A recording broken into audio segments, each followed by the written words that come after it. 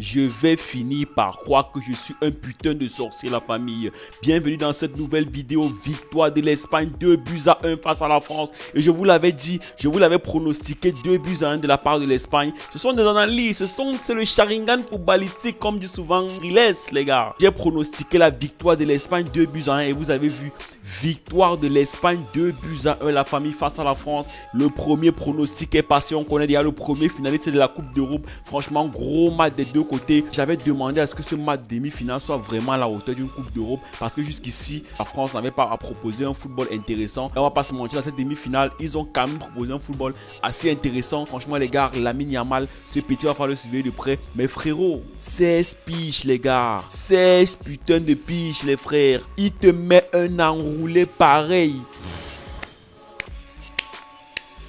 Demi-finale Coupe d'Europe, franchement big up mon petit, je suis bien content parce que depuis que j'observe cet Euro, la France me montre pas un visage satisfaisant. C'est vrai qu'ils ont tapé le Portugal, c'est vrai qu'ils ont tapé la Belgique, mais jusqu'ici ce n'est pas une France qu'on connaît, ce n'est pas une France des grands soirs, ce n'est pas la France que moi j'ai l'habitude de voir jouer, c'est une France très décevante. Kylian Mbappé, c'était vraiment un match décevant de sa part. Dembélé a essayé, mais Dembélé au bout d'un moment il va falloir qu'il progresse. Il va pas son temps à dribbler les joueurs, courir mais sans jamais rien faire de concret. Daniel Olmo, franchement quel beau but, il a tout le temps de faire son contrôle orienté et personne ne sort sur le ballon, les frères. Quand ça se demandait si les défenses françaises étaient venues se balader ou bien si sont venus jouer une demi-finale Coupe d'Europe. Même quand tu vois le but de Lamine Yamal, tranquille, décalage, le défenseur le laisse prendre son temps de prendre l'enroulé. Franchement, ça se demandait si les Français sont même conscients de l'enjeu. On parle de demi-finale de Coupe d'Europe, les frères. Je suis vraiment satisfait de ce que j'ai vu. Les Français ont peut-être eu un petit coup de réussite au début du match, mais après, vraiment, ça n'a pas vraiment déroulé. C'est vrai que l'Espagne a une grosse équipe. Quand tu vois la défense d'aujourd'hui, ça a été très satisfaisant. Je pensais même que l'absence de Carvajal devait les coûter cher, mais non. Jesus Navas a fait le taf à la première mi-temps.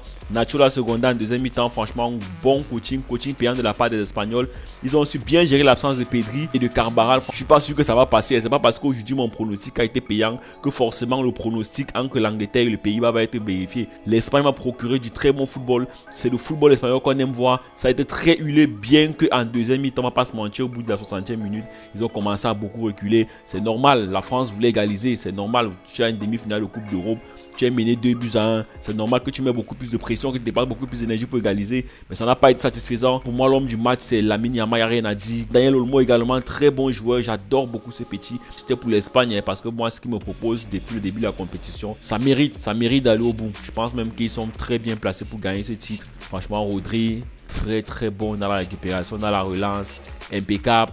Je vais aussi vous parler de Laporte, le défenseur espagnol, parce que sa capacité de relance, c'est tout simplement exceptionnel, les frères. Je ne sais pas si vous avez vu les tapines que Laporte prenait les ballons depuis la défense espagnole pour traverser complètement le milieu de terrain avant de donner la passe qu'il faut à Lamine Yamal ou à Nico. On va dire le joueur qui m'a un peu déçu dans cette équipe espagnole, c'est un petit peu Morata, parce que oui, c'est vrai qu'il a fait beaucoup d'efforts, il a fait beaucoup de répits défensifs, mais l'impact sur les offensives n'était pas très percutant. J'ai pas vu un Morata qui secouer vraiment la défense des Français. C'est vrai que côté défense, côté répit défensif, côté jeu de possession, franchement il était important, il était essentiel. Je pense que c'est ce genre d'attaquant que les Espagnols aiment, les attaquants qui ne sont pas forcément très adroits à la finition, mais qui savent faire le jeu de conservation, qui savent peser sur les défenseurs, permettre à l'équipe de conserver le ballon. Puisque la plupart du temps, on sait que l'Espagne, généralement, c'est à travers les ailiers qui marquent beaucoup plus leur but. Ça dépend, la plupart du temps, c'est entre les milieux et les ailiers. On a vu par exemple avec Lamine Yamal d'une part et Daniel Olmo d'autre part. Franchement, Daniel Olmo, très bon joueur. J'ai beaucoup aimé son contrôle orienté, frappe croisée, plein camp, les gars, c'est tranquille.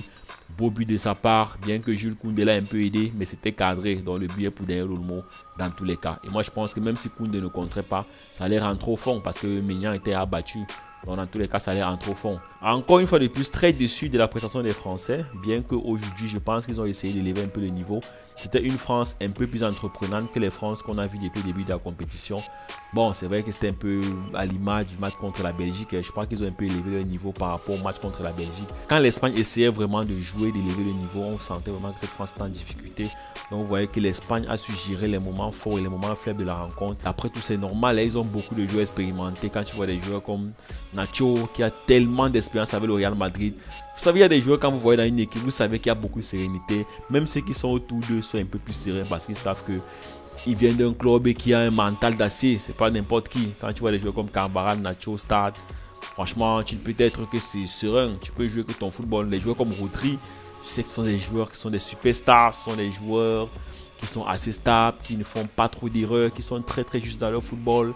Des joueurs comme Carvajal, Rodri, Nacho sont des joueurs que franchement, quand tu joues avec eux, tu as un peu le mental, tu te dis que ça va forcément aller au bout.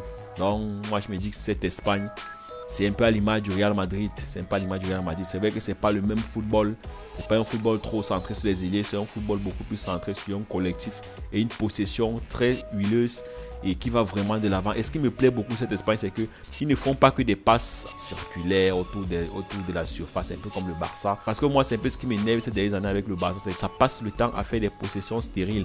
Mais quand tu vois ce que l'Espagne procure, c'est un football très intéressant. On voit qu'ils font beaucoup de transitions directes. C'est un jeu de possession, mais dont les passes en transition directe sont très tranchantes. Je me dis, en fait, quand tu vois l'Espagne, tu as l'impression de voir Manchester City jouer parce que c'est un peu très direct. C'est un jeu de possession. C'est un jeu très très bien organisé. Tout est bien orchestré depuis le gardien jusqu'à l'attaque. Je pense par exemple à la relance où ils ont fait quelques passes avec le gardien et finalement le ballon s'est retrouvé sur Lamine Yamal. Franchement, grosse relance encore là-bas. Donc les Espagnols, ça veut dire que c'est une équipe qui sait très bien jouer au ballon. Et je vous avais dit, ils ont le mental pour. Ils n'ont pas quand même tapé l'Allemagne pour rien. Taper le pays organisateur, l'Allemagne, quand on sait que c'est une équipe qui n'est pas facile à battre, surtout quand ils sont à domicile dans leur pays. Ils ont réussi l'espoir d'éliminer l'Allemagne à domicile. C'est pas forcément la France qui va les dépasser. Et c'est tout à fait logique. Félicitations à l'Espagne. Désolé pour les Français. Moi, j'aime bien la France, sans vous mentir. Mais honnêtement, ce qu'ils ont procuré là, c'est pas normal. C'est pas au niveau de la France. C'est pas une France qui a gagné la Coupe du Monde. C'est pas une France qui a été finaliste de la dernière Coupe du Monde face à l'Argentine. C'est une France qui a besoin de reconstruction. Et je pense que ça va passer aussi par le coach. Parce que j'en ai marre de voir Deschamps là-bas. Deschamps là, j'aime pas trop ses choix. Il aime trop forcer sur ses fondamentaux. Chaque jour, Antoine Griezmann. Chaque jour, Tchouaméni. Chaque jour. En fait, il y a une routine là. Chaque jour, Rabiot. Il y a une routine là que tu ne comprends pas. Pourtant, tu sais que cette équipe, c'est une équipe qui a tellement de potentiel. Il y a beaucoup de joueurs dans les clubs qui ne sont pas forcément utilisés. Honnêtement, moi, quand je vois Rabiot et Camavinga, moi, d'après ce que Camavinga m'a procuré cette année en Europe avec le Real, je te dis, logique, Camavinga, il doit être titulaire en équipe de France. C'est pas normal que Camavinga n'est pas titulaire en équipe de France. Je sais pas pour vous, mais pour ma part, ce petit mérite largement d'être titulaire en équipe de France. Je vous rappelle qu'il a joué titulaire en finale de Ligue des Champions, les gars. Et il a fait une prestation incroyable. Je dis bien incroyable. Et chaque fois qu'il est rentré dans un match, il a été incroyable. Ça se demandait si... Parfois, j'ai même l'impression qu'il est un peu plus apte que Tchouaméni dans certaines actions, dans certaines situations de jeu. C'est pas pour rien qu'en finale, contre Dortmund, par exemple, Tchouaméni est au banc pendant que Camavinga était titulaire avec le Real. Donc, vous voyez, c'est un joueur qui est très polyvalent. Il a vraiment un impact fort sur son équipe. Donc, comme je vous ai dit, pour moi, l'homme du match, c'est Lamine Yamal. Il n'y a rien à dire. Très grosse prestation de sa part. Franchement, big up mon petit. Tu as tous mes honneurs. Tu as fait ton taf. Tu es en bonne marge de progression. Et moi, je vous l'ai dit, s'il vous plaît, protégez ce jeune. Il a encore 16 piges, les gars. Il est en train de faire quelque chose d'incroyable avec l'Espagne. Imaginez-vous s'il marque en finale le but décisif avec l'Espagne. Franchement, ce petit est bien parti pour être comme un top 10 du classement du Ballon d'Or.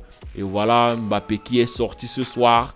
Donc le Ballon d'Or s'est encore relancé. Le débat du Ballon d'Or qui n'est pas encore terminé parce qu'il y a encore Bellingham qui doit prouver derrière. Toni Kroos est déjà sorti.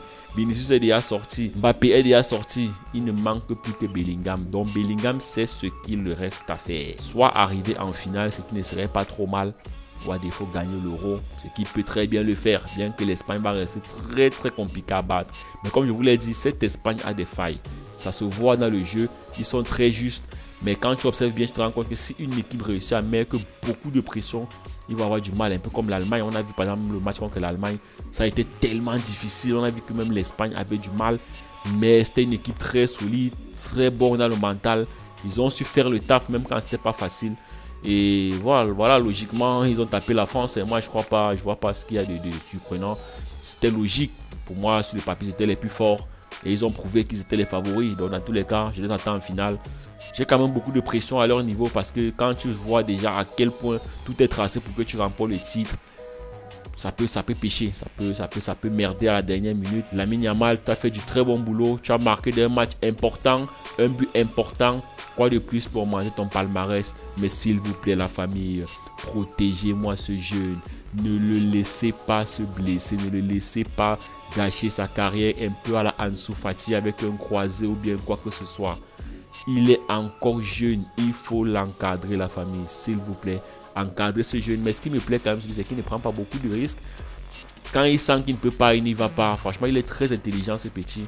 Je kiffe ce petit, franchement. Voilà la famille, merci d'avoir regardé cette vidéo jusqu'à la fin. D'ici là, n'oubliez pas de vous abonner à la chaîne, de liker la vidéo, de commenter, de partager. On se donne rendez-vous pour une prochaine vidéo.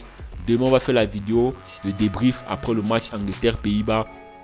Et je vous le redis, mon pronostic de ce match, c'est 1-0 en faveur de l'Angleterre. Parce que les Pays-Bas, c'est vrai qu'ils ont gagné, mais je trouve que c'est une équipe qui a beaucoup de mal à marquer des buts. Encore avec la défense de l'Angleterre qui est très solide là. Je me dis ça serait compliqué. Mais ils ont les ressources. On ne sait jamais. Je peux me tromper. Dans tous les cas, comme j'ai dit, je vois une finale Espagne-Angleterre. Ça serait logique avec une victoire de l'Espagne à la clé qui soulève le trophée. Voilà la team. Merci, profitez de vôtres. On est ensemble. Et n'oubliez pas de vous abonner, de lâcher un max de likes pour soutenir la chaîne. N'oubliez pas, c'est le meilleur moyen pour vous de nous soutenir. Et sachez-le, ça envoie un très bon signal à l'algorithme YouTube. On est ensemble. Ciao.